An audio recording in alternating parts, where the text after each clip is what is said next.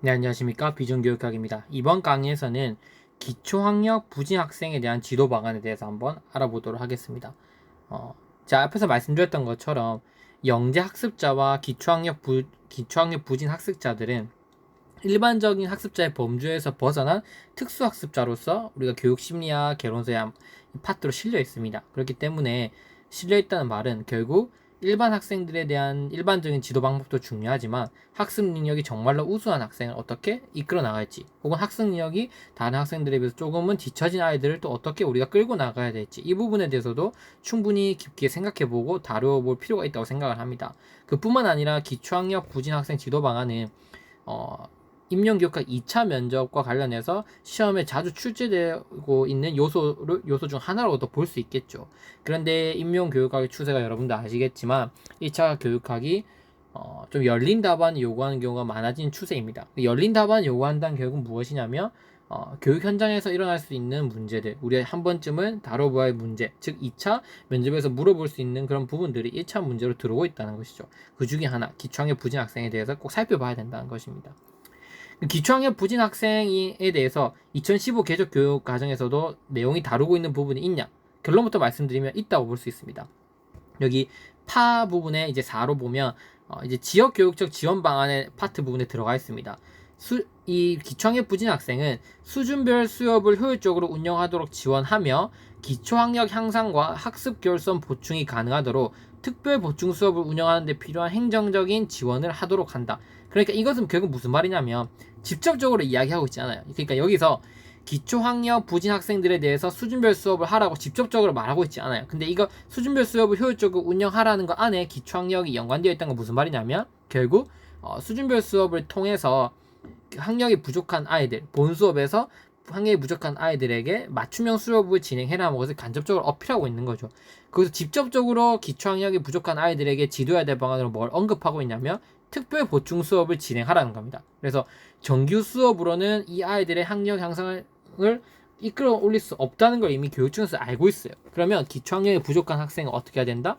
특별 보충 수업을 운영해서 방과 학습을 운영해서 아이들에게 얼보는 프로그램을 맞춤형 프로그램을 만들어서 그 아동들, 그 학습자들에게 진행을 해줘야 된다는 거죠. 결론적으로 봤을 때 2015 개정 교육 과정에서 기초학력이 부진한 학생들에게 지도해야 될 방향으로는 수준별 수업을 확대해서 운영하는 것과 특별 보충 수업으로 정규 수업 과정을 벗어난 방과 학교를 개설하는 것, 이 두 가지로 볼 수 있다는 거예요. 그래서 혹시나 시험에서 나온다면 우리가 이런 방향으로 서술을 해주시면 이제 지도 방안을 여러분들이 아마 좋은 점수를 얻으실 수 있지 않을까 이렇게 생각을 해봅니다. 그리고 여러분도 아셔야 되는 중요한 포인트는 기초학력 부진 학생이 도대체 어떠한 학생들이냐, 정의를 우리가 명확하게 알아야 된다는 겁니다. 그래서 지능이 일반 학생들보다 떨어지냐, 그런 학생들을 의미하는 게 아닙니다. 기초학력 부진 학생은 일반적인 학습 능력을 충분히 정상적인 학습을 할 수 있는 잠재 능력을 가지고 있지만 뭐 환경적으로든 개인의 성격의 요인이로든 혹은 학습 습관이든 뭐 다양한 이런 요인들에 비추어 볼 때 지금 최저 학업 성취 수준을 도달하지 못하는 아이들을 바로 기초학력 부진 학생이라고 보는 거예요. 그래서 이 아동들은 충분히 교육 기회를 제대로 제공하고 우리 서포트 해줬을 때는 일반적인 최저 학력 수준, 최저 학업 성취 수준에 도달할 수 있을 거라고 보는 거죠. 그래서 이게 중요하다 이렇게 볼 수 있습니다.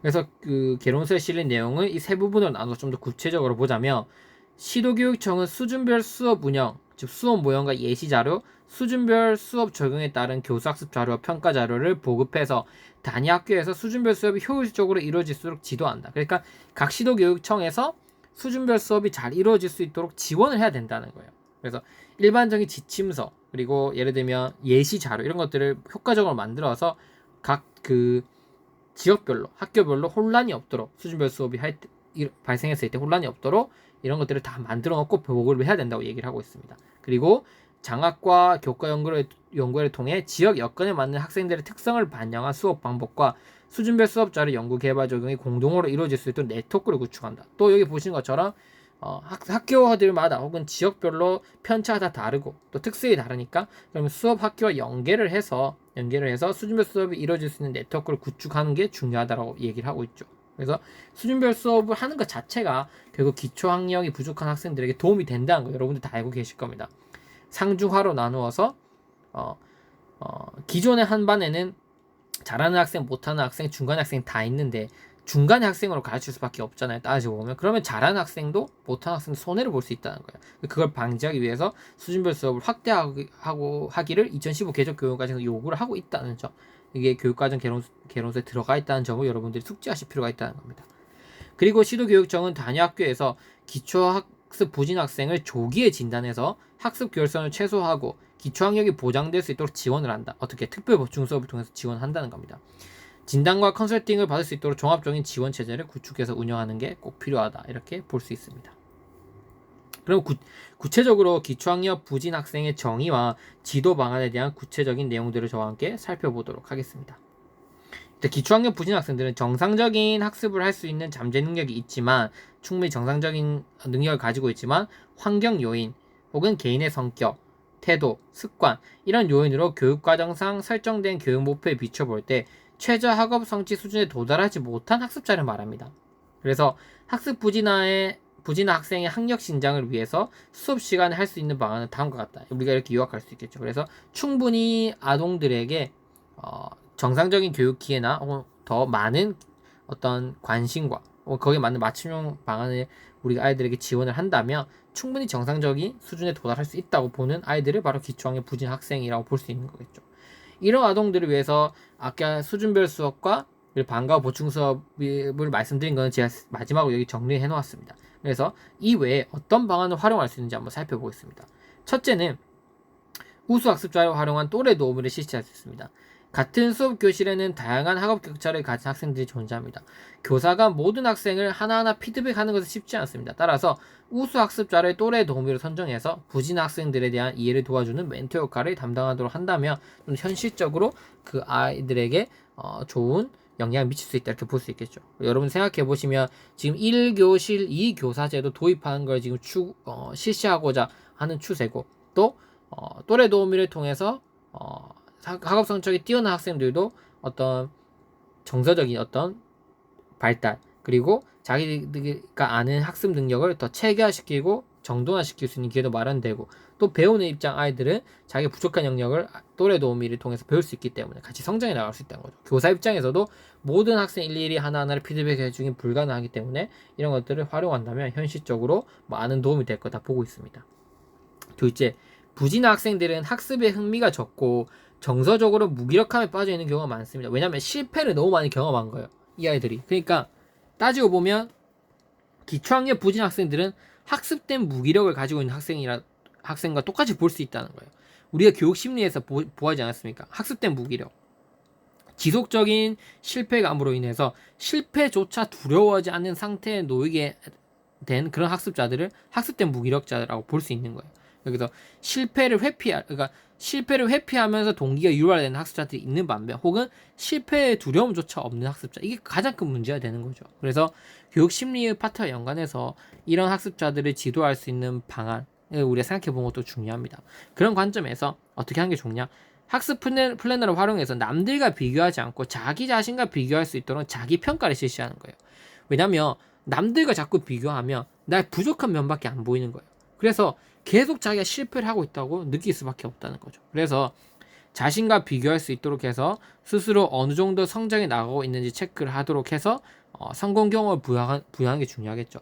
그래서 내가 남들과 비교하기에는 많이 부족할지라도 내가 조금씩 성장해 가는 과정은 내 스스로 나 자신과 나를 비교하는 거죠. 어제의 나와 오늘의 나와 내일의 나를 비교해 나가면서 내가 어느 정도 성장해 나오고 있는지 체크를 하면서 이런 성공 경험을 부여하는 게 좋다 이렇게 볼 수 있습니다. 그리고 수업을 진행하는 과정에서 무엇을 얻게 되었는지 또 어떠한 부분이 발전해 나갔는지 확인하는 자기 점검을 통해서 자신감과 긍정적 자아 개념을 형성할 수 있을 것으로 기대가 된다 이렇게 볼 수 있습니다. 그래서 자기 점검을 통해서 자신감, 긍정적 자아 개념을 얻을 수 있고 그리고 성공 경험을 통해서 내가 할 수 있다, 어떤 자신감을 얻을 수 있다 이런 측면에서 자기 평가, 나의 스스로 비교를 하고 학습 플랜을 활용하는 게 중요하다 이렇게 볼 수 있습니다.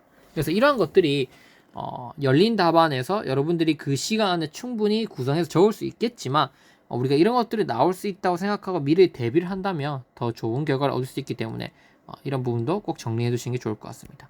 자, 마지막으로 수준별 수업을 확대하는 게 중요하겠죠. 아까 말씀드렸던 것처럼 기초학력은 많이 뒤처지는 경우에는 정규 수업을 따라가기 힘듭니다. 어떻게 한 반에서 중간 수준의 능력으로 가르친다고 하더라도 아이들은 무슨 내용인지 대해서 이해조차 힘들겠죠. 따라서 수준별로 반에 나누어 편성해서 맞춤형 수업이 이루어질 수 있도록 수업을 재편성하도록 하는 게 좋다.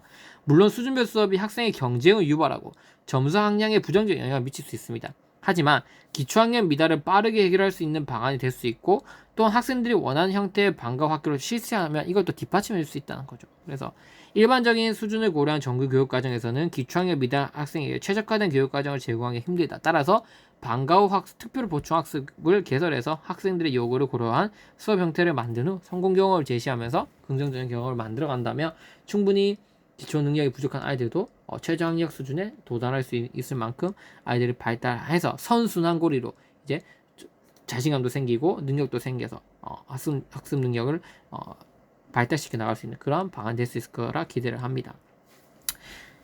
개론서에서 지도 방안이 나와 있습니다. 개론서에서 지도 방안은 간단하게 세 가지로 나와 있습니다. 첫 번째는 학생이 이미 가지고 있는 지식과 연결시키면서 수업 내용을 쉽게 이해시킨다. 그래서 어려운 내용도 학생들이 이해할 수 있는 유추를 활용한다는 거죠. 두 번째는 학생의 외적 기억 전략이나 녹음, 노트 필기, 해야 할 목록들을 사용하도록 가르친다. 그래서 학습 플래너를 활용하거나 그다음에 녹음기, 필기를 통해서 이런 것 수업 내용을 받아 적을 수 있도록 가르친다.